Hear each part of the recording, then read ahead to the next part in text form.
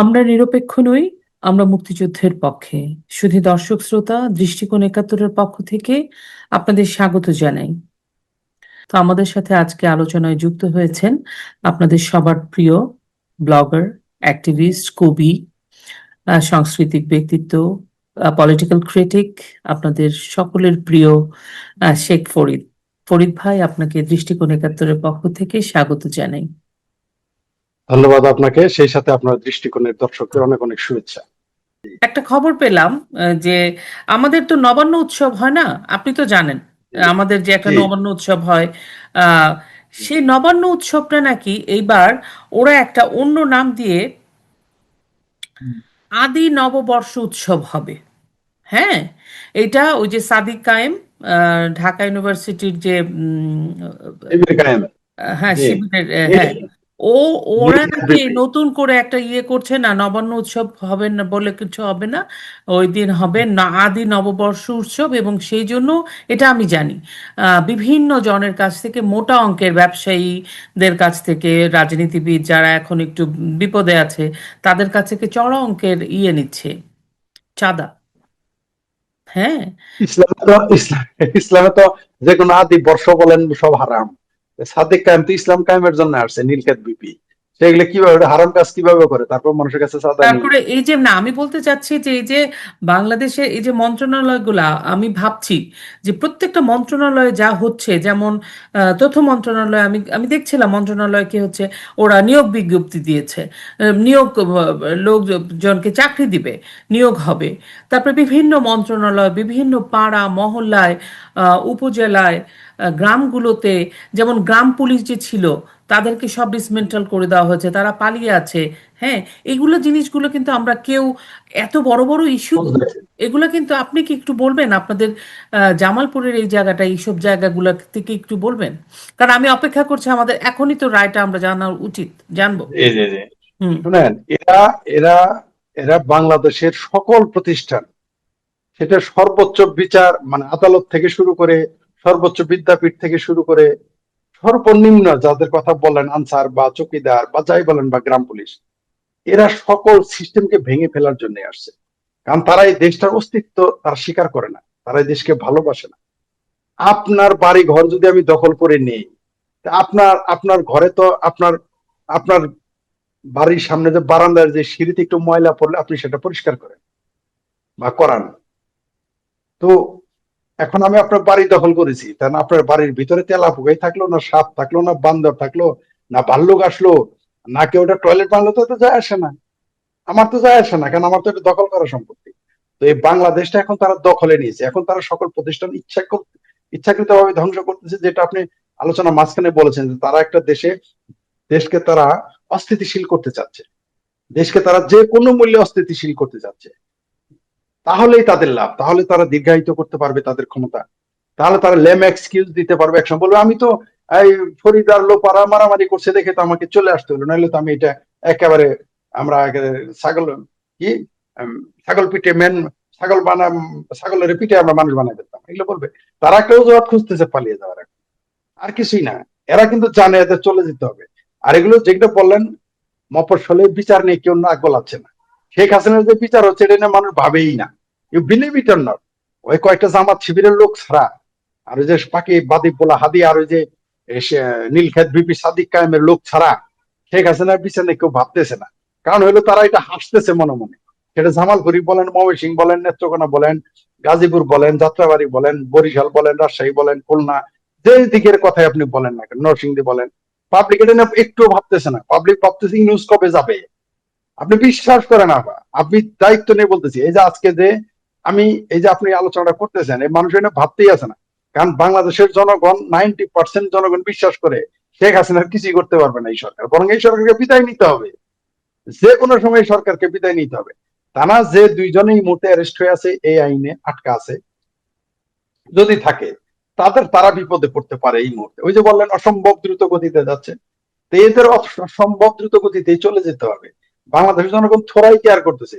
বাংলাদেশের এখন কৃষক, জনতা, শ্রমিক, ছাত্র, যে কোনো পেশাজীবী, ড্রাইভার বলেন, সাধারণ দোকানদারি বলেন, বিধবা বলেন, সাধারণ গরিব মানুষ বলেন, সবাই এখন চিন্তা করতেছে আওয়ামী লীগ কবে ক্ষমতায় আসবে। নিজের পক্ষে চিন্তা করতেছে, ধরেন আওয়ামী লীগ ক্ষমতায় আসবে এই চিন্তা করতেছে না, নিজের পক্ষে চিন্তা করতেছে ইউনূস কবে যাবে। বাংলাদেশের জনগণ এখন ইউনূসকে বোঝা মনে করতেছে, বা একটা বিষ ফোড়া মনে করতেছে, যে এটা একটা ফোড়া, এই ফোড়াটা কবে ফাটবে এই চিন্তা করতেছে। আওয়ামী লীগের বিচার, আমি আমি হাসি আসতেছে আমার, আমি বললাম তো, বঙ্গবন্ধুকে সপরিবারে হত্যা করার পরে এত ক্ষমতাধর আওয়ামী লীগে 20 বছর বিরোধী দলে ছিল, তারপরে তাদের পালিয়ে থাকতে হয়, আপনি বুঝেন না ব্যাপারটা, তাহলে এদের কি পরিণতি হবে। তাই এরা চাচ্ছে বাংলাদেশকে একটা বিশৃঙ্খল পরিস্থিতি সৃষ্টি করে, বাংলাদেশের মানুষ যাতে নিজেরা নিজেরা কলহে লিপ্ত হয়, এই কাজগুলো ডক্টর ইউনূস এবং জামাত করতেছে। কারণ বাংলাদেশের সকল আকামের পিছনে আছে জামাত, আপনি নিশ্চিত থাকেন। সেটা উপজেলা লেভেল থেকে শুরু করে ঢাকা, সকল আকামের মূলে এরা থাকে, ভেতরে ভেতরে কাজ করে। এই যে বাংলাদেশে আজকে রাজনীতি যেইভাবে মুখোমুখি, এটার দায়িত্ব কার? এটা কারা করলো? এরা পরিকল্পিত ভাবেই করেছে। এই যে ধর্মীয় মৌলবাদ ছড়িয়ে দিয়েছে, স্বাধীনতা বিরোধী চেতনা ছড়িয়ে দিয়েছে। অনেকেই বলে যে আওয়ামী লীগ কেন মুক্তিযুদ্ধের চেতনা ধরে রাখতে পারলো না। আর ভাই পারবে কিভাবে? ওয়াজের নামে প্রত্যেকটা ওয়াজের মঞ্চে এবং মসজিদে প্রতিদিন মুক্তিযুদ্ধ বিরোধী কথা। আওয়ামী লীগ কি ওখানে গিয়ে মারামারি করবে? কমিউনিস্ট পার্টিতে দেখি ফাল পারে যে হ্যাঁ শেখ হাসিনা তো কিছু করে নাই 16, তোমরা এখন কিছু করছো। মসজিদের মধ্যে যায় সেটা যখন বলছে যে আমি নিজে ক্যান্টনমেন্টের, শুনেন, ক্যান্টনমেন্টের সাথে তো নিরাপদ, সবচেয়ে সংরক্ষিত জায়গা, রাইট? হুম। সবচেয়ে সংরক্ষিত। মসজিদের ভিতরে সবাই অ্যালাউড, কিন্তু ক্যান্টনমেন্টে সবাই অ্যালাউড না। আমি ক্যান্টনমেন্টে ক্লাসের ভিতরে বলতে শুনছি আওয়ামী লীগ পাওয়ারে, বলতেছে ছাত্রলীগ সবচেয়ে বড় সন্ত্রাসী সংগঠন, শেখ হাসিনা স্বৈরাচার। আমি শেখ হাসিনা পাওয়ার থেকে ক্যান্টনমেন্টে ক্লাস নিতেছে, আমি ওই ক্লাসে উপস্থিত ছিলাম, আমি তখন ওই ক্লাসে আছি, আমি জানি সেখানে শিক্ষক এই কথা বলতেছে। এই সুযোগগুলো কারা দিয়েছে? এই দেশটাকে মৌলবাদী কারা করেছে? একটা শিক্ষক ক্যান্টনমেন্টে, সেখানে সিভিল এবং পোশাকি আর্মিরা বসে আছে, এমন না যে গোপন, সেখানে সিভিল এবং পোশাকি আর্মি, পোশাকি ড্রেসিং, তারা ক্লাস নিচ্ছে, সেখানে সে বলতেছে ছাত্রলীগ সবচেয়ে খারাপ সংগঠন। এটা বলেছে এই গাজীপুর ক্যান্টনমেন্টে বলেছে, আমি সেই ক্লাসে উপস্থিত ছিলাম। অবশ্যই কথা বলার জন্য আমার মূল সার্টিফিকেট এখনো নেই, বোধহয় এটা আটকে দিবে, আওয়ামী লীগ না আসলে ওই সার্টিফিকেট পাবো না এই কথা বলার কারণে। যাই হোক, আমার ওইরকম বহু সার্টিফিকেট আছে, ওই সার্টিফিকেট একটা না থাকলে চলবে। তো এই হচ্ছে দেশ। আপনি শুনেন, আরবি ভাষা শিখাইতো ক্যান্টনমেন্টে, আরবি ভাষা। সেখানে হুজুর এসে বলতেছে যে গণতন্ত্র হারাম, সেখানে হুজুর বলতেছে সমাজতন্ত্র হারাম, ক্যান্টনমেন্টের ভিতরে। কই আমরা তো দেখি, এটা এমন না যে এটা এখন বলছে আওয়ামী লীগের আমলে। আচ্ছা, ওটা কি আওয়ামী লীগ কি ওখানে বাধা দিবে? ওটা তো সেনাবাহিনীর কাজ, ওটা সেনাবাহিনী কাজ করবে। মসজিদের ভিতরে তারা, এই যে এখন মসজিদের ভিতরে জামাত কর্মী সম্মেলন করে, ভোট চায়। এখানে আমি আপনাকে একটা একটা জিনিস বলি। ইত্তেফাকে ভারতের সংবাদ মাধ্যম ফার্স্ট পোস্টকে শেখ হাসিনা এই রায় নিয়ে কিছু কমেন্ট করেছেন। আমি কমেন্টগুলো আপনাকে পড়ে শোনাই দর্শকদের জন্য। দেশ ত্যাগ ছিল চরমপন্থী শক্তির দাবির কাছে আত্মসমর্পণ বা তাৎক্ষণিক বিপদ থেকে নিজেকে সরিয়ে নেওয়া, চরমপন্থী শক্তি, হ্যাঁ, নেওয়া এবং আমার জনগণকে আরো রক্তপাত থেকে রক্ষা করার মধ্যে একটি পছন্দ। আরও উত্তেজনা বা প্রাণহানি রোধ করার জন্য আমি সাময়িকভাবে দেশ ত্যাগ করার সিদ্ধান্ত নিয়েছিলাম। আমার দেশ ত্যাগ ছিল বেঁচে থাকার বিষয়, পদত্যাগের বিষয় না। আরেকবার বলেছেন আরেকটা লাইনে, আরেকটা কমেন্টে, নিরাপত্তা বাহিনীকে জনতার উপর গুলি চালানোর নির্দেশ দিয়েছি, এ দাবি সম্পূর্ণ মিথ্যা। আমি কখনো এমন কোনো নির্দেশ দেইনি, কোনো প্রমাণ নেই।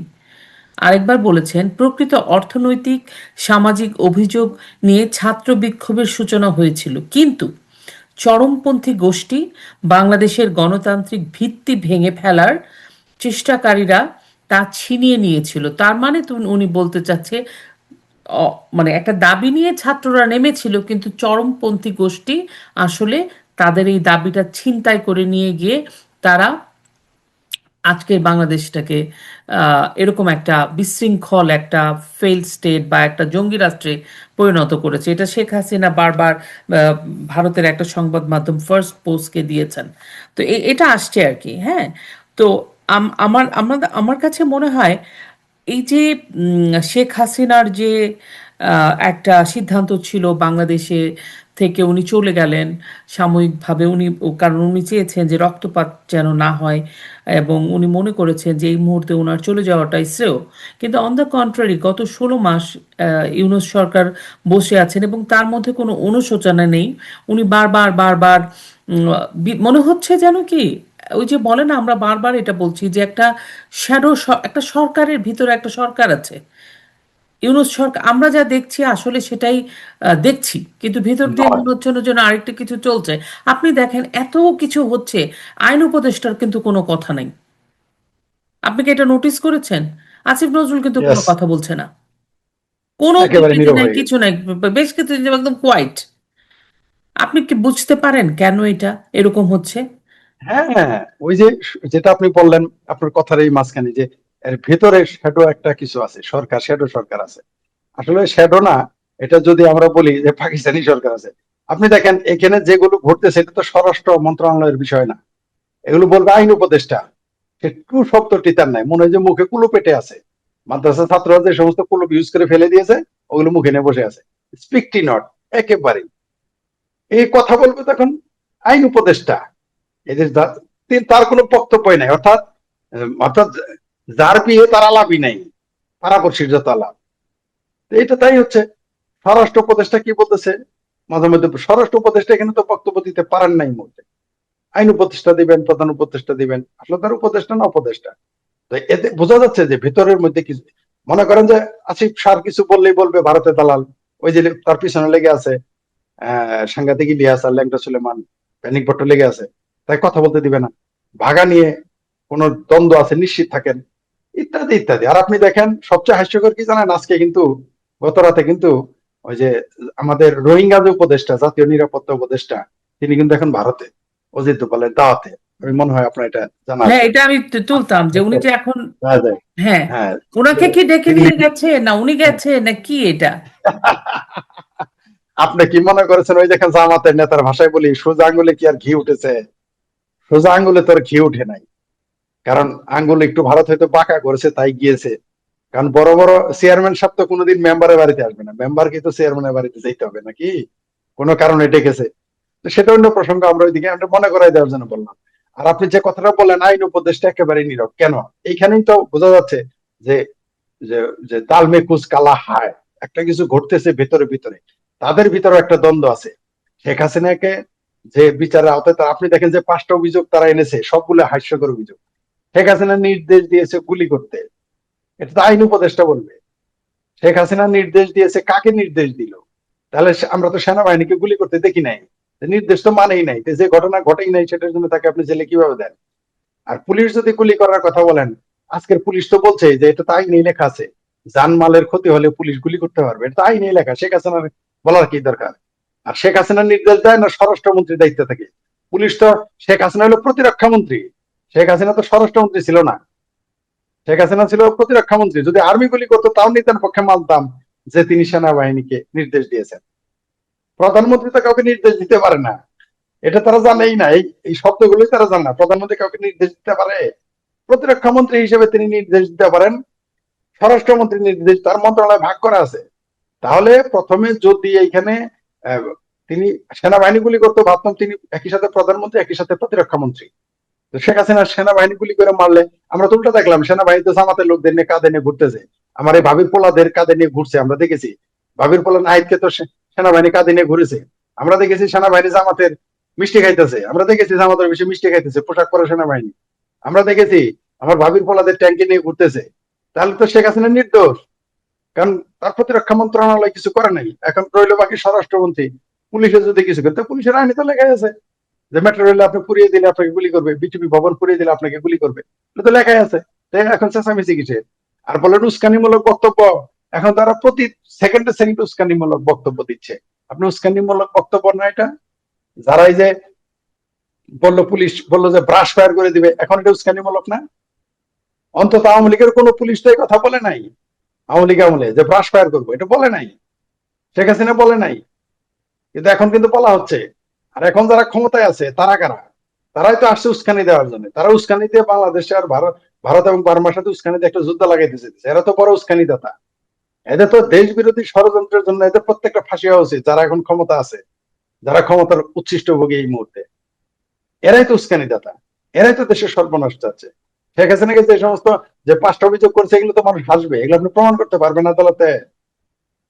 আপনি পোস্টমর্টমই করেন নাই, ওই সাইদকে মারছে পিছনে মাথায় গুলি, মুগ্ধর হ্যাঁ, ভাইয়ের খোঁজ পাওয়া যায় না, কবর খুঁজে পাওয়া যায় না। আবার শহীদ, আপনি যার নামে যাকে হত্যা, শেখ হাসিনার বিরুদ্ধে যাকে, আচ্ছা আপনার নামে বলা হয়েছে যে শেখ ফরিদ শাহেল আহমেদ লোপাকে গুলি করে মেরে ফেলেছে, 3 মাস পরে দেখি শাহেল আহমেদ লোপা জিন্দা চলে আসলো, জিন্দা শহীদ। তাহলে এই অভিযোগটা কিভাবে টিকে? এই সমস্ত হাস্যকর অভিযোগ কিভাবে টিকে? আর আমরা দেখেন গত জুলাই থেকে আমরা কিন্তু একটা গোটা পৃথিবীতে আমরা কিছু মানুষ আছি যারা নাকি একদম শুরু থেকে এটার আমরা বুঝতে পারছি এবং এটা নিয়ে কথা বলছি বা যতটা পারছি অনলাইনে বলছি, কাজ করছি অ্যাজ এ দায়িত্বশীল একটা মানুষ হিসেবে, একটা সচেতন নাগরিক হিসেবে। এবং আমরা আইন আদালতের প্রতি শ্রদ্ধা আছে বলেই বলতে হুম। চাই, আমাদের আসলে যারা অনলাইনে কাজ করছি বা আমরা যে খবরগুলো মানুষের কাছে ছড়িয়ে দিচ্ছি, আমাদের প্রতিবাদটা কিভাবে হওয়া উচিত, এটা একদম ডিফারেন্ট একটা প্রশ্ন। এটা জাস্ট আপনাকে আমি করলাম। আপনি যারা যেখানে কাজ করছে বা শুনছে, কিভাবে আমরা প্রতিবাদ করতে পারি বা আমাদের কি করণীয় সামনের সময়টা? খুব ভালো একটা প্রশ্ন। আমাদের কাজ হলো জনগণকে সচেতন করা। কারণ এই রায়কে তো আমরা মানিই না, বাংলাদেশের জনগণও মানে না। সেটা প্রচার করা এবং জনগণের সামনে তুলে ধরা।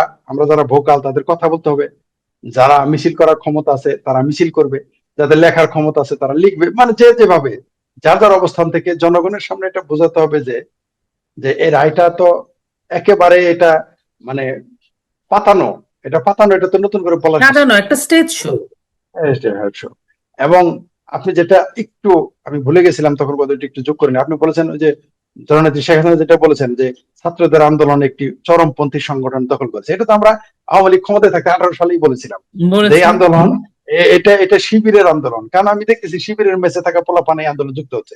আমরা তখনই বলেছি এটা ব্ল্যাকমেল হয়ে যাবে, যদিও সেখানে গিয়ে পরে বামপন্থীরা যুক্ত হয়েছিল। হাস্যকর ব্যাপার, বামপন্থীদের সবার আগে বোঝা উচিত ছিল যে এটা এটা এটা স্বাধীনতা বিরোধীদের আন্দোলন, দেশ আপনার বিরোধীদের কি মনে আন্দোলন। হয় বামপন্থীরা একদম বুঝে নাই?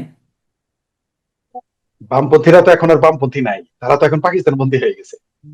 এখন হ্যাঁ, আপনি কি সেটা করবেন? বলেন, সেটা বলেন বামপন্থীরা।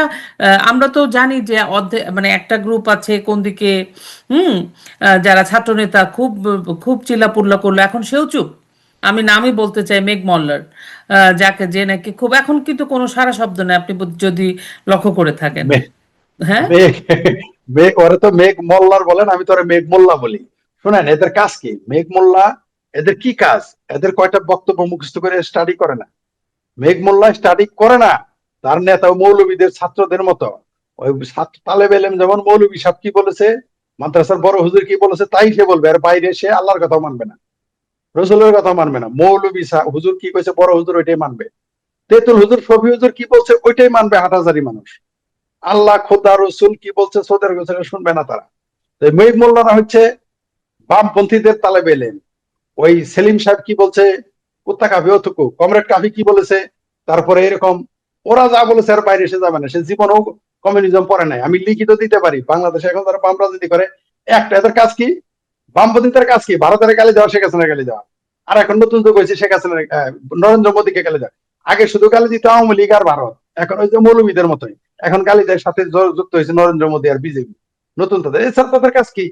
আপনি দেখেন তো যে তাদের ক্রিয়েটিভ চিন্তা কি আছে? কিছুই নাই। তাদের লেখা পড়েন, তাদের কোনো কাজই নাই।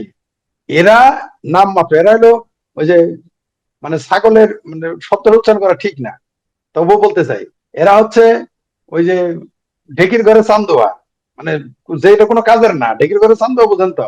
চান্দোয়া থাকে হলো যে যেটা ঢাকে ঘর সুন্দর সাজানোর জন্য, এটা থাকবে ঘরে, ওটা থাকে ঢেকি, ঢেকির ঘরে দিচ্ছে। বামপন্থীরা তাই ঢেকির ঘরে চান্দোয়া, এদের কোনো কাজ নাই এখন। এদের কাজটা কি? আপনি আমাকে বলেন যে বামপন্থীদের কি কাজ? এরা জীবনের সময়, আপনি বলেন, আপনি কম বুঝেন না, আপনি রাজনীতি কম জানেন। আপনার জানা মতো একটা বামপন্থীকে জীবনে আপনার সাথে সমাজতন্ত্রের কথা বলছে? আপনার জীবনে আপনি বলেন একজন বলেছে আপনার সাথে সমাজতন্ত্রের কথা? সারাদিন বলছে গণতন্ত্রের ক্ষত্রে মেয়ে, আরে সুধীর ভাই গণতন্ত্রের ক্ষত্রে মেয়ে যার নামে যায় গণতন্ত্র, তোর সমস্যা কি? তোর সমস্যা কি? তোর কাজ তো গণতন্ত্র প্রতিষ্ঠা, তোর কাজ হলো সমাজতন্ত্র প্রতিষ্ঠা করা। সমাজতন্ত্র প্রতিষ্ঠা করা। তাহলে যে লোকটা সমাজতন্ত্র প্রতিষ্ঠা আন্দোলন করতে সারাদিন গণতন্ত্রের কথা লাভ করে, ওই লোকটা আপনি, আপনি চিন্তাটা দেখেছেন তো? অর্থাৎ আপনার বিয়ে আপনি সে আলাপ না করে আপনি খালাতো বোনের বিয়ের আলাপ করেন। আপনার বিয়ের বয়স হচ্ছে, আপনার বিয়ে না আলাপ না, আপনি খালাতো বোনের কি হবে না হবে, বাচ্চা কাচ্চা কি হবে, যে খালাতো বোনের বিয়ে হলে আমার বিয়ে হবে, তাহলে আর নিজের কথা। এই হচ্ছে কমিউনিস্ট পার্টি। আমার জানা মতে আমি ছাড়া কেউ সমাজতন্ত্রের কথা বলে না, খালি গণতন্ত্রের কথা বলে। আমি জীবনে গণতন্ত্র প্রতিষ্ঠার কথা বলিনি।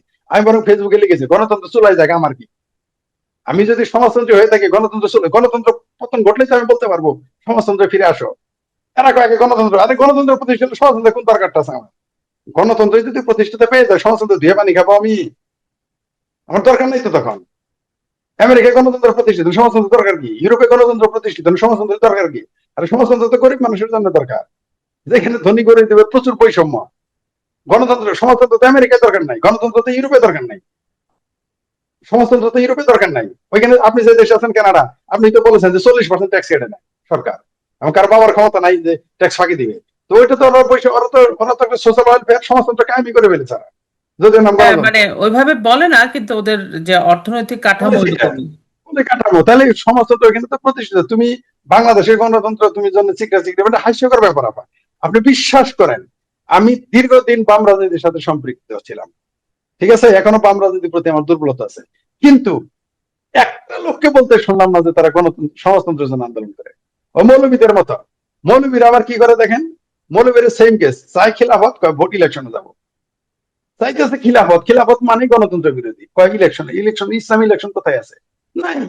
এরা সবই বাংলাদেশের মৌলবী এবং বাংলাদেশের যারা বামপন্থী দুইটাই সব বিরোধী, এরা দুইটাই সব বিরোধী। কিন্তু যেহেতু মৌলবীরা শক্তিশালী, জাতীয় এবং আন্তর্জাতিক সুবিধা পায়, পৃষ্ঠপোষকতা পায়, তারা প্রেশার গ্রুপ হিসেবে সামনে চলে আসে বিএনপি এবং আওয়ামী লীগকে একেবারে হিলায় ফেলে, নড়ায় ফেলে। মানে কুত্তা লেঙ্গুর লড়ানোর কথা, লেঙ্গুরে কুত্তা লড়াই ফেলে। মানে মৌলবীদের যদি উদাহরণ দিই আমরা, এরা এই বিএনপি আওয়ামী লীগের লিল্লাকে এরা দেখেন, একবার শেখ হাসিনার ফাঁসি চায়, কয়দিন পরে খালেদা জিয়ার ফাঁসি যাবে, নিশ্চিত থাকেন।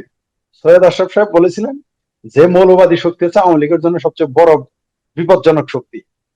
তিনি এটা শুধু আওয়ামী লীগের জন্য কেন বলেছেন আমি জানি না, এটা বিএনপির জন্য সত্য, বাংলাদেশের জন্য সত্য।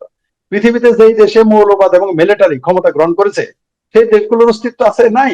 আফগানিস্তানে কি আসছে এখন, যে কতজন মানুষ না খায় থাকে, কয়দিন আগে কি আসছে পত্রিকা, যে মানুষ মোল্লা ও না খায় মিলিটারি। থাকতেছে। হ্যাঁ, মোল্লা মিলিটারি আপনি দেখেন ধ্বংস করে দিয়েছে, যেখানে মোল্লা এবং মিলিটারি যাবে সেখানে দেশ ধ্বংস হয়ে যাবে। এটা ইতিহাস, এটা সত্য প্রমাণিত। মোল্লা মিলিটারি যদি এত ভালো জিনিস হতো তাহলে মিডিল ইস্টে তো আমরা মোল্লা মিলিটারি তো দেখি না, ওইখানে তো দেখি না। সৌদি আরবে মোল্লা মিলিটারি যাক না দেখি, কুয়েতে যাক, দুবাইয়ে যাক, ওইখানে তো দেখি না মোল্লা মিলিটারি। সব মোল্লা মিলিটারি ভারতে, পাকিস্তানে, বাংলাদেশে আর আফগানিস্তানে। আর দেখেন এর অবস্থাটা কি। ভারত কোন রকম টিকে আছে, কারণ হলো ভারতে সংখ্যা গুরু হচ্ছে আর হিন্দু। ভারতের ডেমোক্রেসি অনেক স্ট্রং। আমার অনেক। এখন মনে হয় যে আমরা তো অপেক্ষা করছিলাম রায়টা দিবে, আমার মনে হয় একটু দেরি হবে। কিন্তু আমাদের হ্যাঁ, অনেকক্ষণ যাবত আপনি আমাদের সময় দিয়েছেন, কথা বলছেন। আশা করি আমরা এই রায়টা হয়ে যাওয়ার পরে আমরা আবার আপনার সাথে কথা বলবো। আমি একদম তাহলে শেষ করে দিই, তার আগে একটা কথা আমি বলতে চাই। আমি ফেসবুকে আমার সামনে আছে, একজন লিখেছে, আমাদের বাড়ির নিচ তালাতে গ্রামীণ ব্যাংক গত রাতে আগুন দিয়েছে। 1 বছর আগে দাদাকে বলেছি উঠায় দেন, না তাদের সাথে কন্টাক্ট আছে, এখন গ্রামীণ ব্যাংকে তোলা যাবে না, এখন বুঝুক। এটা একজন লিখেছে। আপ এই যে আজকে যে দৃষ্টান্ত ওনারা স্থাপন করলো, মানে একটা ভয়ঙ্কর একটা কালো অধ্যায় বা চ্যাপ্টারে শুরু করলো 75-এর মতো, এবং তার পরবর্তী ধাপে ধাপে বহু মুক্তিযোদ্ধাকে হত্যা করা হয়েছে, হত্যা হয়েছে এই দেশে। এবং 75-এর 15ই আগস্ট মানে একটা ভয়াবহ দিন। সেরকমই একটা দিন হয়তো আজকে আমাদের করতে যাচ্ছে। এবং আমাদের কিছু মুক্তিযুদ্ধের সংগঠক, মুক্তিযোদ্ধারা জেলে আছেন, শোন তাদের বিচারও দ্রুত গতিতে হচ্ছে। এই অবস্থাতে এই ইউনূস সরকারের তো পতন হবেই এবং খুব দ্রুতই হবে। হবে এবং কিন্তু অবধারিত। বাংলাদেশের মানুষের প্রতি যে এই যে আমরা বলি যে না আমরা আমরা প্রতিহিংসা আমরা করব না, আমরা মানুষকে হত্যার বদলে হত্যা বা নির্যাতনের বিরুদ্ধে নির্যাতন করব না, আমরা সবাইকে মাফ করে দেবো, এরকম বলে আওয়ামী লীগেরা বা মানুষরা। কিন্তু প্রতিহিংসার যে এই যে একটা স্ফুলিঙ্গ ইউনূস সবাইকে ছড়িয়ে দিল, এবং তার যে গ্রামীণ ব্যাংকে এই যে গত কিছুদিন যাবৎ লাগাতার আগুন লাগছে, আপনার কি মনে হয় আগামী সময়টাতে হয়তো দেখা যাবে গ্রামীণের কোনো কিছুই আর বাংলাদেশে নেই? এরকম কি হতে পারে? আপনার কি কোনো মনে হয়? সন্দেহ নেই, পরে এই যে কোনো সন্দেহ রেজওয়ানার নাই। বাড়িতে আগুন ককটেল মেরে দিল। শোনেন, আমরা চাই না সন্ত্রাস প্রতিহিংসা এগুলো ঘটুক, কিন্তু পরিস্থিতি আপনাকে বাধ্য করবে। সবকিছুর সমান এবং বিপরীত প্রতিক্রিয়া আছে। আপনি 32 নাম্বার ভেঙে ফেলবেন, বাংলাদেশের পোস্ট কোড ধানমন্ডি 32, আপনি কি করে আশা করেন চিটাগাঙে ডক্টর ইউনূসের বাড়ি থাকবে? তার বাড়িতে তো দূরের কথা, তার আত্মীয় স্বজনের বাড়ি থাকবে কিনা? ডক্টর সেটাই ইউনূস তো মরবো ভাবছি। পাপে। তার আত্মীয় স্বজন মরবে, তো আমরা এটা চাই না, কামনা করি না, কিন্তু এটা ঘটবে। আপনি কেন আশা করেন বাংলাদেশে গ্রামীণ ব্যাংক নামে তথাকথিত ব্যাংক, আমি বুঝি না, ওই জামাতে ইসলামের মতো আর কি, মানে ইসলাম তো ইসলামী, জামাত ইসলাম কেমন হয়, হেফাজত ইসলাম হুম। কেমন হয়, তেমনি গ্রামীণ ব্যাংক, এটা তো ব্যাংক না, কিন্তু এর নাম দিয়েছে গ্রামীণ ব্যাংক। গ্রামীণ কত বড় ব্যাংক। একটা বাটপারে, নামেই, নামের শুরুতেই বাটপারে। তো যে ইউনুস বাংলাদেশকে ধ্বংস করলো, যে ইউনুস বাংলাদেশের বহু মানুষকে হত্যা করিয়েছে, বহু মানুষের নির্যাতনের কারণ সে, তার গ্রামীণ ব্যাংক থাকবে, এটা আপনি কেন আশা করেন? কেন আপনি আশা করেন এটা থাকবে? এটা তো, এটা তো অন্যায়। আপনি যদি এটা করে থাকেন, এই আশা করাটা আপনার ভুল এবং অন্যায়। আপনি কেন আশা করেন রেজওয়ানের বাড়িঘর থাকবে? আপনি কেন আশা করেন যে যে ছেলেটাকে, যে ছেলের মাকে ছাত্রলীগ করার জন্য, যার মাকে নামাজরত অবস্থায় খুন করে ফেলা হয়েছে, সেই ছেলেটা ফিরে আসলে তার মায়ের হত্যার প্রতিশোধ নিবে না? এটা আপনি কেন আশা করেন? সে ছাত্রলীগ বাদ দিলাম, ছাত্রলীগ ক্ষমা করে দিল, কিন্তু বিং এ মানে সান, আপনার সন্তান, আপনাকে কেউ হত্যা করেছে, আপনার সন্তান তার দলীয় ভাবে ক্ষমা করে দেয়, আপনার সন্তান যদি ক্ষমা না করে, আচ্ছা আপনার সন্তান ক্ষমা করে দিল, আপনার নাতি যদি ক্ষমা না করে, আচ্ছা আপনার নাতিও ক্ষমা করে দিল, সন্তান ক্ষমা করে, আপনার ভাতিজা যদি, ফুপু যদি বলে আমার ফুপু হত্যাকে যারা করেছে আমি তাদের ছাড়বো না, তাকে আপনি কিভাবে ঠেকাবেন? এবং বিনা কারণে এই হত্যাগুলো হয়ে গেল। আপনি কারণ হয়তো আপনি হত্যা করতে পারেন না, আদালত করবে, এমন কারণ হ্যাঁ, হলেই একদম হত্যা করতে আদালত, পারবেন? কোনো হত্যা মানে আহ, যুদ্ধাপরাধীদের বিচারটাও পারবেন কি না। সুন্দর একটা আদালত করে অনেক লম্বা হ্যাঁ, সময় ধরে লম্বা সময় নিয়েছে। এমনকি আপনি দেখেন, সাইদি হত্যাকে কেন্দ্র করে বলল যে স্বপ্নে দেখছে সাইদি চাঁদে গেছে, মাইকে মসজিদে ঘোষণা দিল, 65 জন লোক মানুষ মারা গেল। মানুষ মারা গেল। আপনার মনে আছে? তাহলে সাইদির চাইতে কি শেখ হাসিনার ক্ষমতা কম? সাইদির চাইতে কি জামাতের চাইতে বাংলাদেশ আওয়ামী লীগের ক্ষমতা কম? আপনি স্বপ্নে দেখছেন বলেই, মসজিদে মাইকে সাইদি চাঁদে দেখা গেছে বলে আপনি 65 জন লোক মারা গেল, তাহলে শেখ হাসিনার জন্য কি করতে পারে আপনি বুঝে দেখেন। রেজওয়ানা বলেন, ডক্টর আসিফ বলেন, আমার ভাবির পোলাদের কথা বলেন, কারো বাড়িঘর থাকবে না, গ্রামীণ ব্যাংক থাকবে না, জামাতের অফিস নামে কোনো অস্তিত্ব বাংলাদেশে থাকবে না, গ্রামীণ শব্দই বাংলাদেশে কোনোদিন থাকবে না, অফিস তো দূরের কথা, ডক্টর ইউনুস নামে কোনো কিছু অস্তিত্ব বাংলাদেশে থাকবে না। এবং এদের যারা সুবিধাভোগী, এদের যারা সাপোর্ট করে, মানে সরাসরি সুবিধাভোগী, এবং এদের যারা এর আকাম কুকমে যারা সরাসরি সহযোগিতা করে, তাদের অস্তিত্ব থাকবে না এই বাংলাদেশে। আপনি কেন তা আশা করেন? আপনি কেন আশা করেন স্বয়ং শেখ হাসিনা যদি ক্ষমা করে দেয়, যারা 32 নম্বর ভেঙেছে আমি তাদের ক্ষমা করে দিলাম, কেউ মানবে না এই অর্ডার, আওয়ামী লীগ মানবে না, ছাত্রলীগ মানবে না। অনেক সময় কিন্তু পুত্র কিন্তু বাপের হুকুম মানবে না। মায়ের ধর্ষণকারীকে বাপে ক্ষমা করে দিতে পারে কারণ তার বউ, কিন্তু যে তার পেটে উত্তরে জন্ম করেছে তার কিন্তু মা। বাপে আরেকটা বিয়ে করলে বউ তালাক দিলেই শেষ, কিন্তু মায়ের সাথে সম্পর্ক কোনোদিন শেষ হয় না। মা যদি ব্রথেলে চলে যায় সম্পর্ক শেষ হয় না। আর সেই জায়গাতে যে মায়ের খুনি, তাকে বাপে মাফ করে দিতে পারে বউ হিসেবে, শেখ হাসিনা ক্ষমা করে দিতে পারে, আমার বাপের সম্পত্তি ভাঙছে মাফ করে দিছে, ওকে মানে নিলাম, আপনি মানে দিচ্ছেন, কিন্তু আমি সেই কর্তৃত্ব মানবো না, আমি বাংলাদেশের নাগরিক, আমার মহানায়কের স্মৃতিচিহ্ন যারা ধ্বংস করেছে আমি তাকে ছাড়বো না। শেখ হাসিনা সেখানে কিভাবে বেটে দিবে? বাংলাদেশ আওয়ামী লীগ বললো আমরা ক্ষমা করে দিয়েছি, জনগণ ক্ষমা নাও করতে পারে, আওয়ামী লীগের যারা সমর্থক তারা ক্ষমা নাও করতে পারে। আপনি কেন ভাবেন যে বাংলাদেশের 4 থেকে 5 কোটি মানুষ ডাইহার্ড আওয়ামী লীগের, তারা সমর্থন করে, এই 4 থেকে 5 কোটি লোক আপনার কথা শুনবে আশা কেন করেন? আপনি কেন সে আশা করেন? আপনি বঙ্গবন্ধুর ভাস্কর্যে যারা পেশাব করে দিয়েছে, যারা সংবিধান ছুঁড়ে ফেলে দিতে চেয়েছে, যে সংবিধান রক্ষা করতে চেয়েছে, সেই কার্জনকে আপনি জেলে দিয়েছেন। কার্জন সাহেব ক্ষমা করে দিতে পারে, কিন্তু যারা বাংলাদেশ সংবিধানকে ভালোবাসে তারা ক্ষমা নাও করতে পারে, তারা কার্জনের পক্ষে আন্দোলনে যাবে, তারা কার্জনের ভাষায় কথা বলবে। কার্জন সাহেব হয়তো, কার্জন সাহেবকে আমি জীবনের চোখে দেখিই নাই, কিন্তু কার্জন সাহেবের জন্য হয়তো আমি তার পক্ষে কাজ করব, তার পক্ষে কথা বলবো, কারণ তিনি সংবিধানের পক্ষে বলেছেন। আমি তো ডক্টর ইউনূসের বিরোধিতা করবোই, এবং সেটা করবো, অবশ্যই করবো, আমি না শুধু সবাই তা করবে। আপনি যেটা বললেন যে গ্রামীণ ব্যাংকের সামনে আগুন আছে, আমি গ্রামীণ ব্যাংকে যারা টাকা জমা রেখেছেন আমানত, আমি তাদের বলবো দয়া করে টাকাগুলো তুলে নেন, কারণ এরা পালাবে, এরা পালায় বলবে টাকা নেই, মানে যত না হামলা হবে, মনে করেন 10টা গ্রামীণ ব্যাংকে হামলা হয়েছে, এই অজুহাতে তারা আপনার আমানত দেওয়া বন্ধ করে দিবে। তাই গ্রামীণ ব্যাংকে যারা টাকা আমানত রেখেছেন টাকা দ্রুত তুলে নেন, কারণ ডিসেম্বর বা জানুয়ারি ফেব্রুয়ারি ইউনুস চলে যাবে। ইউনুস চলে গেলেই গ্রামীণ ব্যাংকে হামলা ধীরে ধীরে বাড়তে থাকবে, তখন তারা বিভিন্ন অজুহাত দেখিয়ে আপনাদের আমানতের টাকা দিবে না, ওই ডেস্টিনির মতো বদমাইশি শুরু করে দিবে, বলবে কেমনে দেবো, আমার অফিস তো বন্ধ, হেড অফিস বন্ধ, ডক্টর ইউনুস নাই, এখন বলতেছে না যে ডক্টর ইউনুস, দেখবেন গ্রামীণ ব্যাংকের পেজ নাম দিছে দিয়ে ওখানে লেখে গ্রামীণ ব্যাংকের সাথে ইউনুসের সম্পর্ক নাই। যেই না ইউনুস পালাবে তখন বলবে কি যে ইউনুস সাহেব তো নাই, টাকা কেমনে দিব, তখন এই বদমাইশ গুলো সেখানে পোস্ট দিবে।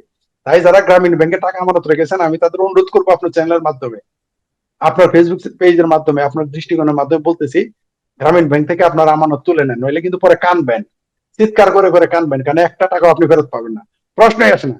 বরং যারা লোন নিয়েছেন তারা লোন দেওয়া বন্ধ করেন, সুবিধা পাইতে পারেন, কারণ কয়দিন পরে পালাবে। আর আপনি যেটা বললেন প্রতিশোধ বা হিংসা আমরা চাই না, কিন্তু ডক্টর ইউনূস এবং জামাতিরা, এই পাকিস্তান এবং কয়েকটা শক্তি, কয়েকটা বিদেশি শক্তি বাংলাদেশকে এমন একটা পজিশনে নিয়ে গেছে, সেই মঈন খান বাদলের ভাষায় বলতে চাই, ধর্ষক আর ধর্ষিতা এক পথে চলতে পারবে না, খুনি হত্যাকারী আর যে ভিকটিম একসাথে এক পথে চলতে পারে না। সে মঈন খান বাদলের কথাতেই বাংলাদেশ একদিন এমন একটা পরিস্থিতিতে চলে এসেছে, এরাই নিয়ে এসেছে, আওয়ামী লীগ আনে নাই। বাংলাদেশ আওয়ামী লীগ এবং মুক্তিযুদ্ধের পক্ষের শক্তি এই পরিস্থিতি তৈরি করে নাই। মুক্তিযুদ্ধ বিরোধীরা, গণতন্ত্র বিরোধীরা, সংবিধান বিরোধীরা, বাংলাদেশের পতাকা বিরোধীরা এমন সিচুয়েশন তৈরি করেছে, আর কখনোই একসাথে বসবাস করা সম্ভব নয়। মুখোমুখি হবেই, আপনি ঠেকাইতে পারবেন না, কোনো কিছুই করার নাই। কারণ বাংলাদেশের জনগণ 5 তারিখের পরে 2024-এর 5 আগস্টের পরে শত্রু মিত্র চিহ্নিত হয়ে গেছে, খোলসের মধ্যে আর নাই, পুরো মুখোশ খুলে গেছে। আপনাকে বললাম তো, যিনি আপনার চাইতে বেশি জয় বাংলা স্লোগান দিয়েছে, যিনি আমার চাইতে জোরে জয় বাংলা স্লোগান দিয়েছে, এখন সে জয় বাংলা বিরোধী। সুতরাং মুখোশ তো খুলে গেছে, জামাতিদের সবার। মুখোশ খুলে গেছে, সবার মুখোশ খুলে গেছে, ওই মুখোশের আড়ালে মুখোশ সেগুলো খুলে। সুতরাং এখন আপনাকে সেটার মুখোমুখি হতেই হবে, এটাই সত্য।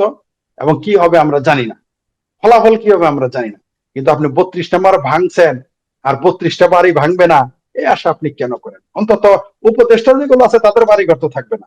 শুধু তাই না, আবারও বলতেছি, যারা উপদেষ্টা হয়েছে তাদের বাড়িঘর তো থাকবেই না, তারা মরবে পাপে, আর তাদের আত্মীয় স্বজন শুভাকাঙ্ক্ষীরা মরবে তাপে। নিশ্চিত থাকেন, কেউ ফিরাইতে পারবেন না। এখন হয়তো আপনি বলবেন, আমি তো আসিফ সারের থেকে ভাতিজা হই, ভাগিনা হই, সুবিধা তো পাই নাই। আপনি বলতে পারেন, আমি তো আদিলুর রহমানের ভাতিজা হই, ভাগিনা, আমি তো সুবিধা পাই নাই। আপনি বলতে পারেন, আমি ডক্টর ইউনূসের আত্মীয় হলেও তার সাথে কোনদিন দেখা করি নাই। ওইগুলো সুদূর বুদুর কথা, পাবলিক মানবে না, পাবলিক সোজা করে ফেলবে। কারণ জনরোষ, আপনি জনরোষ থেকে বাঁচতে পারবেন না।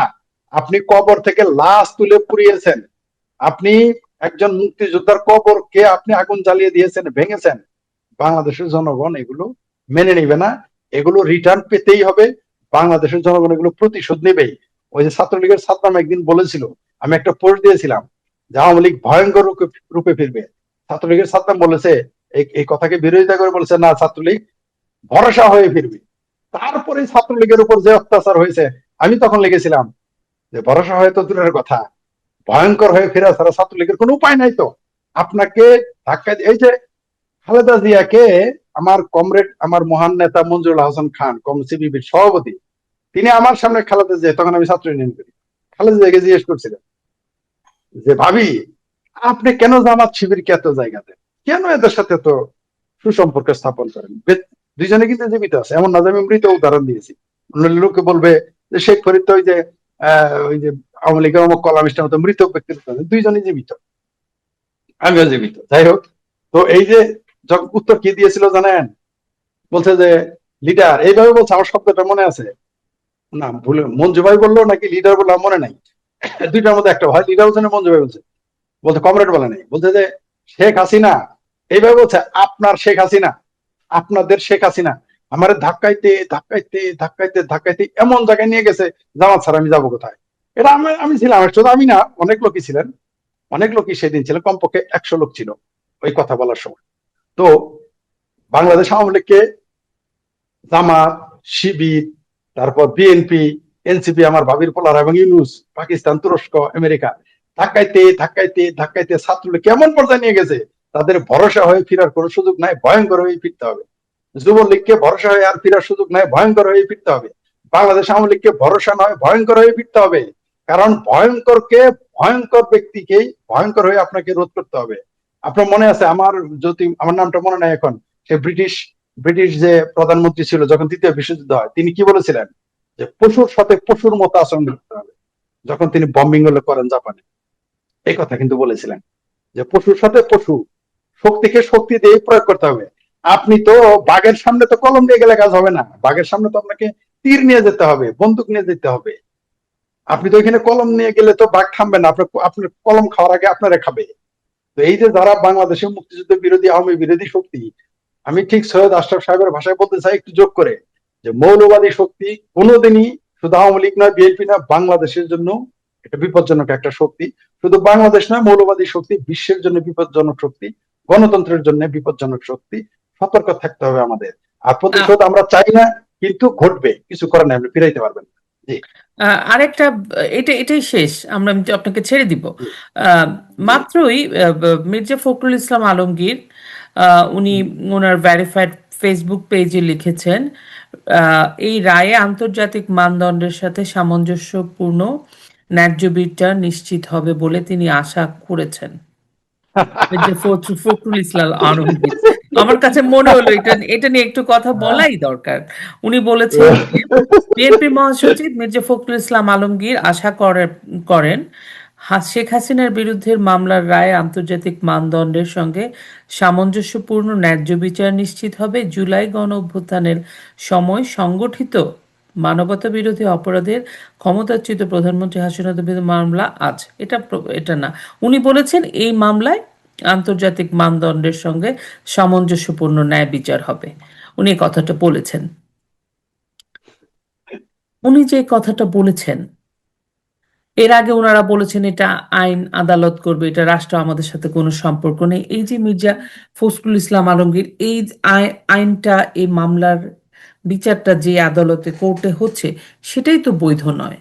তাহলে ওনার মতো মানুষ তো এটা জানেন।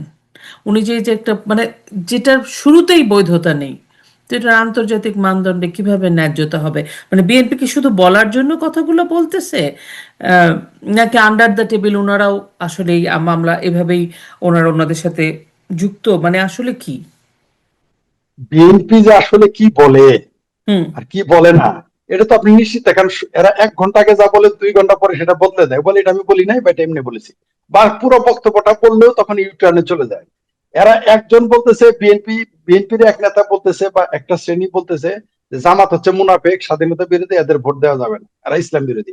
আবার বিএনপির আরেক নেতা বলতেছে জামাত বিএনপি ভাই ভাই। আপনি আপনি কার দিকে যাবেন? আর মির্জা ফখরুল সাহেব যে বললেন, মির্জা সাহেব, উনি 13 সালে যখন, 2013 সালে যখন আমরা গণজাগরণ মঞ্চে আন্দোলন করি, আপনি অবশ্যই আমার চেয়ে ভালো জানেন, আপনি সংগঠকদের একজন। তো তখন তিনি কি বলেছিলেন? তখন তিনি কি, মির্জা সাহেব তখন সেই বিচারের বিষয়ে কি বলেছিলেন? নিশ্চয়ই মনে আছে। খালেদা জিয়া কি বলেছিল, বিএনপির কি ভূমিকা ছিল? তারা বলেছিল যে এই আদালতের কোনো বৈধতাই নাই। যেখানে তাদের উকিল বিএনপির শাখা চৌধুরীর বিরুদ্ধে কথা বলেছে, যখন শাখা চৌধুরীর পক্ষে বিএনপির উকিল, জামাতের ব্যারিস্টার রাজ্জাক জামাতের উকিল ছিল, এবং জামাতের সব উকিল কথা বলেছে জামাতের আসামিদের পক্ষে। আচ্ছা, এখন শেখ হাসিনার পক্ষে কারা? উনি তো বললেন আন্তর্জাতিক মান তো দূরের কথা, আরে বিভাগীয় মানই তো নির্ণয় করা হয় না, এর উপজেলা মানেরও তো হয় না। উপজেলা তো আসামির পক্ষে তার নিজের উকিল থাকে, এখানে উকিল শেখ হাসিনার উকিল কে? তিনি তো আন্তর্জাতিক মানের কথা বলতেছেন। তার মতো দলের এত বড় একটা মহাসচিব এই ধরনের কথা বলতে পারেন, এটা আমার কাছে হাস্যকর মনে হচ্ছে। আর এই জন্যই সম্ভবত বিএনপি 17 বছর যাবৎ ক্ষমতার বাইরে, এবং সম্ভবত তাকে আজীবনই ক্ষমতার বাইরে থাকতে হবে যদি ফেব্রুয়ারিতে তিনি ক্ষমতায় আসতে না পারেন, যদিও আসার সম্ভাবনা খুবই ক্ষীণ। মির্জা ফখরুল সাহেব, এরা তো সেই মির্জা ফখরুল সাহেব যিনি একবার বলেন জামাত হচ্ছে স্বাধীনতা বিরোধী। তিনি নিজে বলেছেন যে একটি দল ভোট চায় যারা স্বাধীনতা চায় নাই, বলে নাই মির্জা ফখরুল সাহেব? যদি তার বিরুদ্ধেই বলা হয় তিনি চখা রাজাকারের ছেলে, তিনি সকালে কি বলবেন বিকেলে কি বলবেন কোনোদিনই মিলবে না, তাদের বক্তব্যের সাথে মিলবে না। আমি অবাক হয়ে যাই, বিএনপির মতো একটা বড় দল, বিরোধী দল হিসেবেও তারা ব্যর্থ, সরকারি দল হিসেবে তারা 5 বারের চ্যাম্পিয়ন, বিরোধী দল হিসেবেও তারা ব্যর্থ। সুতরাং তাদের এই ব্যর্থতার মধ্যে বিএনপি কে ছেঁচড়া চাঁদাবাজ বলে চরমনায়ের পীর, এই জবাবটা দেওয়ার মতো মুরুখ তাদের নাই। এই মির্জা ফখরুল সাহেব কি বললো না বললো এগুলো কে শুনবে?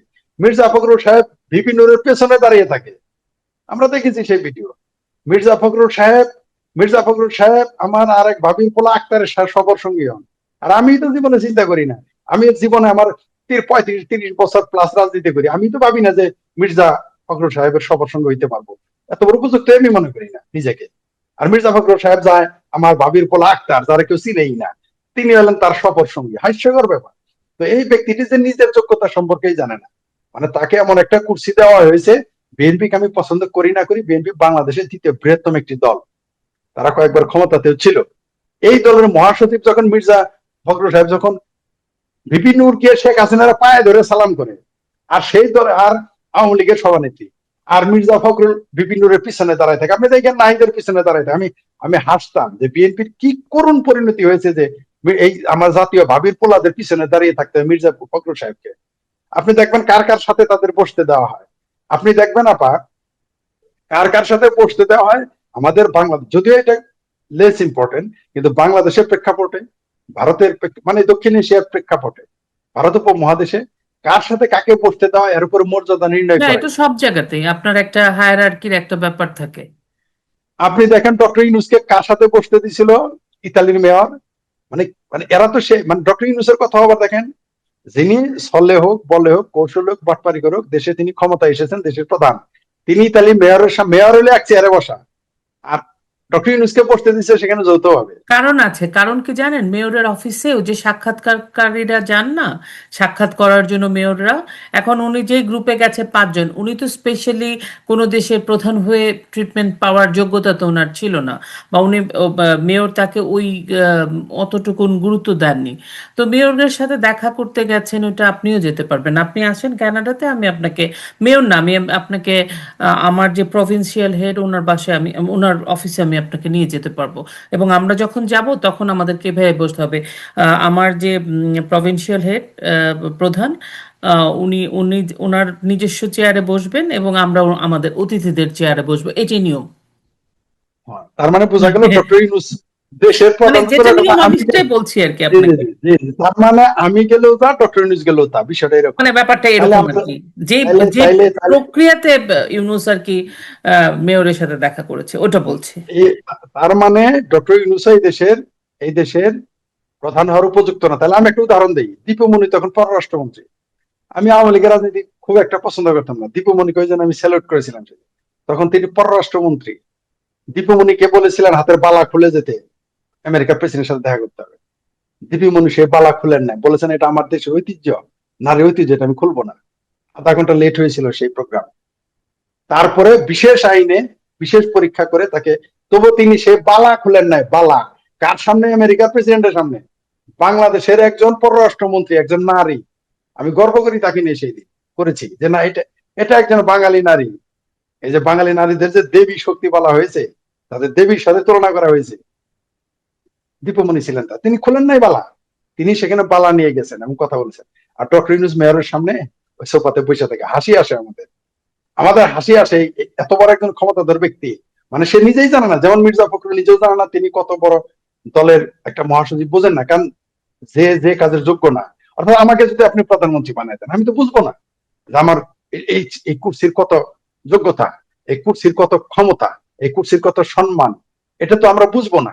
এটাই স্বাভাবিক। তো এরা মানে নাতি ভাতার হয়ে গেছে আর কি, মানে ভাতার ভাতার হয় নাই, নাতিকে ভাতার বানাইলে যা হয়, সে ভাতা তো কাজ করতে পারবেন না, সোজা হিসাব। সে ভাতার কিছুই বুঝবে না, না দাম্পত্য বুঝবে, না সম্মান বুঝবে, না আত্মীয় স্বজন বুঝবে। না পায় নাতি ভাতার বানাইছি আমরা। বিএনপিও না পায় মির্জা ফখরুলকে। বিএনপির মহাসচিব ছিলেন ব্যারিস্টার আব্দুল সালাম তালুকদার, আমাদের জামালপুরে, তিনিও তো মহাসচিব ছিলেন। এই ব্যারিস্টার আব্দুল সালাম তালুকদার কোনোদিন বেঁচে থাকলে ওই বিপিনুরের পিছনে দাঁড়াইতো? প্রশ্নই আসে না। আর আমি পরে দিতে দাঁড়াবো না বিপিনুর। আমি একদিন ওই যে কি শামসুন্নাহার কোন হলে যেন, ঢাকা জগন্নাথ বিশ্ববিদ্যালয় কোন হলের সামনে মুক্তিযুদ্ধের বই গাড়ি নিয়ে গেছিলাম, বিপিনুর তখন ভিপি, সে আমাদের এখানে আসছিল। আমি ওর একটা ইস্যুর থেকে বলছি এই ছেলেটা ভিপি হইলো কেমনে? বাংলাদেশের ইতিহাসে সবচেয়ে স্টুপিড একটা ভিপি হয়েছে বাংলাদেশে। আমি অবাক হয়ে গেলাম। ঢাকা বিশ্ববিদ্যালয়ের ভিপি মানে কি, বিশাল একটা ব্যাপার। আপনি তার কথাবার্তাগুলো শুনেন, তার আচরণ দেখে তো বাংলাদেশে এখন সব জায়গায় নাতি ভাতার হয়ে গেছে, না পায় নাতি ভাতার। ঢাকা বিশ্ববিদ্যালয়ে সাদিক কায়েম VP, Nilkhet sub VP. Dhaka বিশ্ববিদ্যালয়ে ভিপি হলো এই ভিপি নুরা। ঢাকা বিশ্ববিদ্যালয় থাকায় ভিপি এসেছে কে? সর্বনিম্ন এসেছে আমানুল্লাহ আমান। তারও মিনিমাম একটা কোয়ালিটি ছিল। মাহমুদুর রহমান মান্না ভাই, মুজাহিদুল ইসলাম সেলিম, এরা ছিল ছাত্র কিংবদন্তি ছাত্র নেতা, এরা এসেছিল। কিন্তু এখন কারা আসে? এখন আসে বিপিন সাদিক কায়েম। তো এই দেশের অবস্থা তো এরকম হবে, মির্জা ফখরুলের মতো লোক নিজের যোগ্যতা বুঝে না। এখন আপনি এটাকে কিভাবে, আর দেখেন এই যে বক্তব্যটা যে দিল আন্তর্জাতিক মান, এটা তো জাতীয় মানে নির্ণয় করে নাই, ন্যাশনাল স্ট্যান্ডার্ডই এখানে আসে নাই। শেখ হাসিনার উকিলই তো নাই। যারা এখানে আসামি তাদের উকিল কোথায়? আপনি উকিলই নিয়োগ দিতে দিলেন না। আপনি দেখেন চিন্ময় কৃষ্ণ দাস এখনো হ্যাঁ, তিনি এখনো জেলে, তার অবস্থা কি? তাকে আপনি উকিল নিয়োগ দিতে দেন না। আপনি কল্পনা করতে পারেন তাকে উকিল নিয়োগ দিতে দেওয়া হচ্ছে না? এই দেশে কোনো উকিল নাই, কি করেছে সে? তেমনি শেখ হাসিনার উকিল নাই। উকিল আছে শেখ হাসিনা? শেখ হাসিনার উকিল যদি দাঁড়ায়, প্রথমেই তো বলবে যে পোস্টমর্টমের কাগজ দেন, আপনি কিসের রায় দেন। আমাদের জামালপুরের যে অশিক্ষিত লোক আছে না, আমাদের জামালপুরের যারা অশিক্ষিত লোক, মামলাবাজ কিছু, আমাদের জামালপুর কিন্তু মামলাবাজে উস্তাদ। ওই সমস্ত কয়টা 3টা মামলা বাজায় না যদি দাঁড় করে দেয় এই আদালতে, এই কোর্ট কই চলে যাবে, তার কথাই বলতে পারবে না তার সামনে। আমি প্রথম প্রশ্ন করবো, শেখ হাসিনা উস্কানি দিছে, কি উস্কানি দিছে আপনি বলেন।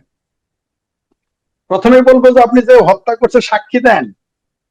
আপনি হত্যা মামলা আনবেন, সাক্ষী লাগবে না? আপনি 30 লক্ষ মানুষ যারা হত্যা করেছে এবং অসংখ্য নারী যারা ধর্ষণ করেছে তাদের পাশে রেখে আপনি শেখ হাসিনার বিচার করবেন? আপনাদের জাতিসংঘের ভাষায় হইলো 1500, আর খোদ এই সরকারের ভাষায় হইলো 850 লোক হত্যা করেছে। আপনি 850 হত্যাকারীর গণহত্যার দায়ে বিচার করতেছেন। 30 লক্ষ মানুষ হত্যা করলো তারে পাশে নিয়ে এই বিচার আমার মানতে, এই চেঙ্গারু কোর্টের বিচার মানতে আমার বইয়েই গেছে, বা জনগণের বইয়েই গেছে এই বিচার মানতে। মানুষ এগুলো হাসাহাসি করতেছে। এই আচ্ছা, আপনি তো আপিলও করতে দিবেন না। আমি বললাম তো যে এটা যদি নিম্ন আদালতে আমাদের জামালপুরের অশিক্ষিত লোকেরা যদি এটা এসে ফেস করে, এই সমস্ত কোর্ট উড়ে যাবে, উকিল লাগবে না। বাংলাদেশ আওয়ামী লীগের শহরের গ্রাম অঞ্চলের যারা মামলাবাজ তাদের এনে দাঁড় করালে এই কোর্টের প্রধান কথা বলতে পারবে না, কেউ কথা বলতে পারবে না, সামনে কথাই বলতে পারবে না। আপনি একজন একজন মানুষকে আপনি মানবতা বিরোধী হিসেবে অভিযুক্ত করেছেন। মানবতা বিরোধীর অপরাধের জন্য যে আইন আছে, সেই ক্যাটাগরি আছে, আন্তর্জাতিক রুলস ফলো করতে হবে। আপনি গোলাম, এই যে বছরের পর বছর বিচার করে, তারপরেও আপনি বলে, এরা বলেছে যে ওই বিচার নাকি ঠিক হয় নাই, এটা নাকি জুডিশিয়াল কিলিং। বিএনপি বলে নাই যে সাকা চৌধুরীকে জুডিশিয়াল কিলিং করা হয়েছে? বলে নাই সাইদিকে জুডিশিয়াল? বিএনপির চেয়ারপারসন উপদেষ্টা আমার সাথে লাইভ এসে বলছে যে সাইদিকে নাকি জুডিশিয়াল কিলিং করছে, নিজামীকে জুডিশিয়াল কিলিং করেছে, জামাত নেতাদের জুডিশিয়াল। এটা কি? এটা কি কিলিং? এটা তো জুডিশিয়াল কিলিং না, এটা ডাইরেক্ট কিলিং শেখ হাসিনার বিরুদ্ধে। এত সস্তা। আবারও বলতে চাই, জামালপুরের ভাষা অত নালী আদেশের না। বঙ্গবন্ধুর কন্যাকে, আওয়ামী লীগের সভানেত্রীকে ফাঁসি দিবে ইনুর সরকার, আর বাংলাদেশের জনগণ চেয়ে চেয়ে দেখবে, এই আশা যারা করতেছে তারা বোকার স্বর্গে বাস করতেছে। ওই 1 লাখ আর্মি কাজ বাজানে ম্যাজিস্ট্রেসি পাওয়ার দিয়েই আপনি থাকতে পারতেছেন না। ইয়ানাফসি ইয়ানাফসি শুরু করে দিয়েছেন, কখন পালায় যাবেন। আর আর্মি যখন বেড়াকে ফিরে যাবে, বাংলাদেশের আওয়ামী লীগের যারা নেতা কর্মী এরা যে কত ডেঞ্জারাস, এরা যে কত ভয়ঙ্কর রূপে ফিরবে, এরা তো স্বপ্নেও দেখতে পারতেছেন। আমি তো বাংলাদেশ আওয়ামী লীগের পরিণতি ভয়াবহ আমরা দেখেছি, কিন্তু এর রিটার্নটা যে কি হবে। ওই যে কয় দাদা মরছে তুই এত কান্দস কে, তোর বাপ কান্দে না তুই এত বেশি কান্দস কে, কয় এরপরই তো বাপের সিরিয়াল, এই জন্য কান্দি। তা আমি চিন্তা করতেছি যে এদের পরিণতি কি, এই যে জামাত, হেফাজত, বিএনপি, আমার ভাবির পোলা, ইউনুস গ্যাং, এদের যে কি পরিণতি হবে সেই চিন্তায় আমি অস্থির আছি। আমি আওয়ামী লীগ নিয়ে ভাবতেছি না, আমি শেখ হাসিনার কি রায় হলো এটা নিয়ে ভাবতেছি না, বরং যারা এই রায় দিচ্ছে, দিতে যাচ্ছে এবং যারা এই রায় করাচ্ছে তাদের পরিণতি কি হবে আমি সেটা নিয়ে ভাবতেছি। আপা, আমি তো শেখ হাসিনাকে নিয়ে ভাবতেই আছি না, এবং বাংলাদেশের জনগণ এটা নিয়ে ভাবতেছে না। বাংলাদেশের জনগণ জানে যে এই দেশে জামাতের অফিস থাকবে না কোনোদিন আর, এই দেশে গ্রামীণ ব্যাংকের অফিস থাকবে না কোনোদিন আর। বাংলাদেশ জনগণ এইটা জানে। বাংলাদেশ জনগণ শেখ হাসিনার বিচার নিয়ে, আপনি ফোন দেন, আপনি এই মুহূর্তে আপনার জেলাতে ফোন দেন, উপজেলায় ফোন দেন, বা যে কোনো বাংলাদেশ জেলার সাধারণ মানুষকে ফোন দেন, যে জিজ্ঞেস করেন আজকে শেখ হাসিনার বিচার হইতেছে, তারা বলবে হ্যাঁ তাই নাকি। তারা এই এর বেশি কিছু বলবে না। থোড়াই কেয়ার করতেছে বাংলাদেশের জনগণ। তো এটা, এই বিচার যাই বলুক, যাই ঘটুক, আমি এদের নিয়ে একটু ভাবতেছি না, ভাবতেছি এদের কি পরিণতি হবে যারা এই বিচারের রায় দিচ্ছে। জি। অনেক ধন্যবাদ। আমি দেখছিলাম আপনার সাথে কথা বলতে বলতে, আমি সোশ্যাল মিডিয়াতে দেখছিলাম, ফলো করছিলাম যে বিভিন্ন জায়গায় একদম কড়া টোটাল শাটডাউন যেটা বলেছে, রাস্তার মধ্যে গাছ ফেলে রাস্তা বন্ধ করে দিছে, বাস চলে না, কিছু চলে না, স্কুল কলেজ বন্ধ এবং কড়া নিরাপত্তা। তার মধ্যে একটু আগে কোর্ট প্রাঙ্গণে স্নিগ্ধর ভাই, যে আমি এরকম ভাই দেখি নাই। কারণ আমাদের পরিবারটাকে তো ব্রাদার্স প্লাটুন, সো আমি আমার ভাইদের জন্য ভাইকে মরে যেতে দেখছি।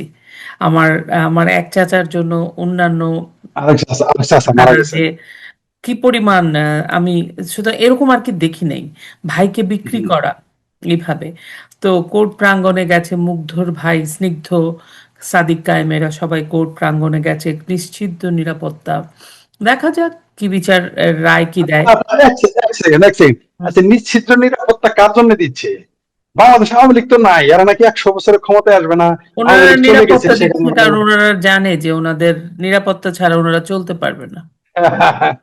পারবে না বাপা, বাংলাদেশ তো দূরের কথা, এরা বিদেশেও থাকতে পারবে না, অস্তিত্ব বিলীন হয়ে যাবে, টিকতে পারবে না। সেটাই, জি। অস্তিত্ব বিলীন হয়ে যাবে। আহ, দেখা যাক, আমরা নিশ্চয়ই কিছুক্ষণের মধ্যেই জানতে পারবো যে তারা, আমরা বুঝতে পারছি কি রায় দিবে, তারপরেও জানতে পারবো। অপেক্ষা করি। জি। অপেক্ষা করি, এবং আমার মনে হয় যে আমরা যারা অনলাইনে কথা বলছি, কাজ করছি, এই যে আপনি ভোরবেলা ঘুম থেকে উঠছেন, সকালবেলা আমার জন্য কালকে অনেক রাতে ঘুমিয়েছেন, আমি এখন জি। আমার এখানে রাত প্রায় একটা বা বাজবে, পৌনে একটা বাজে, কালকে কাজ আছে, আমরা কাজ করছি, চেষ্টা করছি, আমি জানি না আমরা কতটা কি করতে পারছি, কিন্তু আমরা আমাদের এই প্রতিবাদ আমাদের মতো করে অব্যাহত জারি রাখ। রাখবো। জি। এবং অসংখ্য ধন্যবাদ যে আপনি অনেক রাতে ঘুমিয়ে ভোরবেলা আবার উঠে আমাকে সময়টা দিলেন, সেই জন্য ফরিদ ভাই ধন্যবাদ। অসংখ্য ধন্যবাদ। তো আমি আশা করি হয়তো আবার 1-2 সপ্তাহের মধ্যে আমরা আবার বসবো আপডেট নিয়ে। আপনার আপনি ভালো থাকবেন, সুস্থ থাকবেন, আর আপনার সাথে তো আমার বিভিন্ন শোতে কথা হয়। কথা হবে। জি। আপনার জি। জন্য সুস্থতা কামনা করছি। ভালো থাকবেন বন্ধুরা, আপনারাও ভালো থাকবেন এবং নিরাপদে থাকবেন। আজকে আহ, আপনাদের বিবেচনা, আপনারা দেশটাকে ভালো দেশ চাইলে আপনারা প্রতিবাদ করুন, আওয়ামী লীগের কর্মসূচির সাথে নিজেদেরকে একাত্মতা ঘোষণা করুন, কারণ আজকে আমাদের আসলেও খুবই একটা অন্ধকার সময় যাচ্ছে। আলো চাইলে আমরা এই জন্য কাজ করতে হবে। আপনারা ভালো থাকুন, নিরাপদে থাকুন, সুস্থ থাকুন। জয় বাংলা, জয় বঙ্গবন্ধু।